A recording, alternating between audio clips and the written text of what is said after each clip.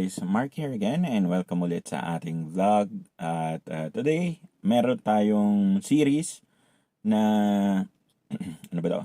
Product review for a couple of days, siguro mga 5 or 6 days. And may mga product tayong re-review like wax, yung dashboard or leather protectant, tapos yung mga disinfectant spray na foam type, at marami pang iba. So, yung intro natin would be the same. Ito na yung gagamitin ko. And I'll just indicate kung ano yung product na i-review natin on the next clip. Para mas matutukan natin yung product na i-review natin or yung nire-review natin na mas maigi.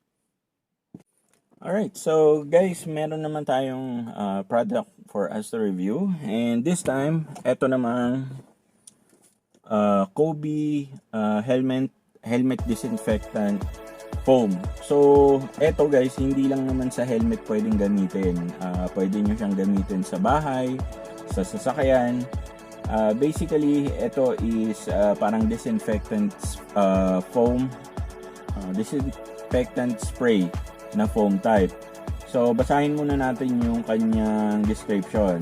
Active foam for cleaning and looking after the padded lining, fast and effective, antibacterial, has deodorizing and freshening effect. So, titignan natin.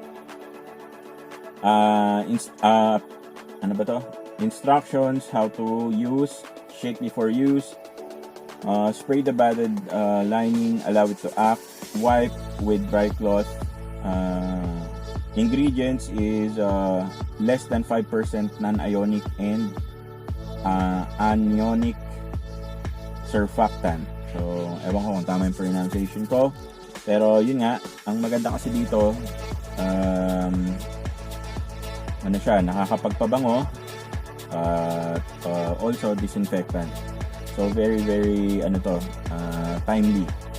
So, titingnan natin if this will leave a fresh smell sa ating sasakyan.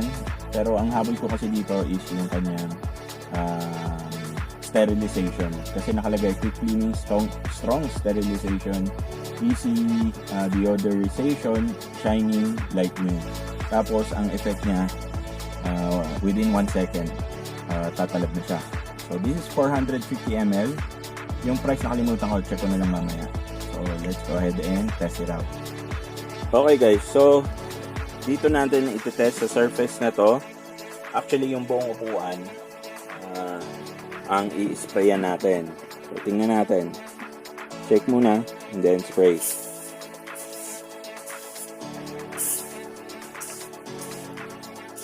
Spray na natin yung buong upuan. So, yung amoy niya, neutral yung amoy, pero definitely parang may naamoy akong parang alcohol, parang ganon. So ang sabi naman dito is parang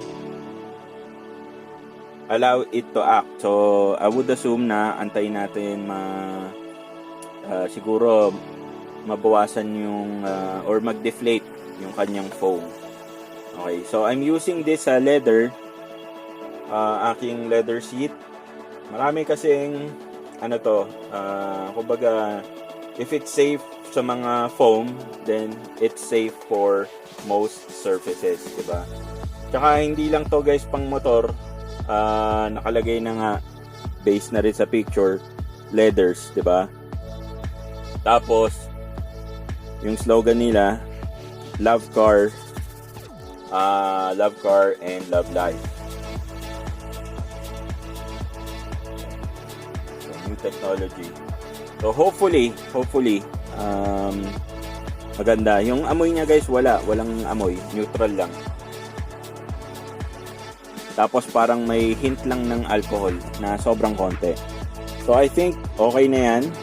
Gagawin natin is gagamitan ko siya guys ng clean na paper towel para kung meron man siyang makatch na dumi, madali nating makikita.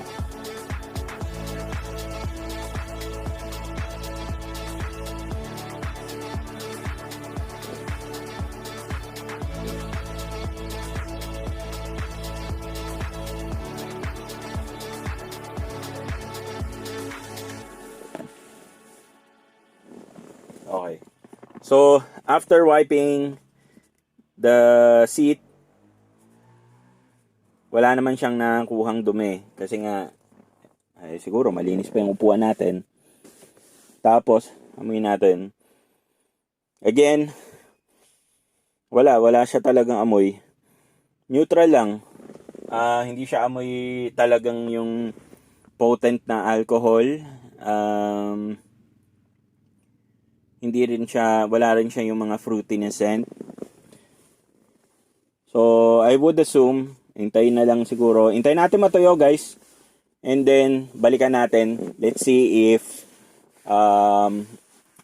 ideally, pag alam mong nalinis yung surface is, syempre, pag hinawakan nyo, medyo, ano yan, parang, what do you call this? Medyo slick, di ba? Parang medyo makapit pag dinihin. So, hintayin natin matuyo. Okay guys, so 5 minutes has passed and I think tuyo na yung foam. Koby na disinfectant spray natin. And ito na yung itsura ng ating upuan. So sa feel, yes. So slick. And also guys, kung matatandaan nyo, kaka-spray lang natin ng protectant spray dito. In a way, parang nag-fade siya ng konti. So that's good kasi alam natin na meron parang alcohol content yung disinfectant na foam cleaner. Actually, ginamit ko siya sa lahat ng upuan. Ngayon, if i-score natin siya from 1 out of 10, siguro bigyan ko siya ng 7.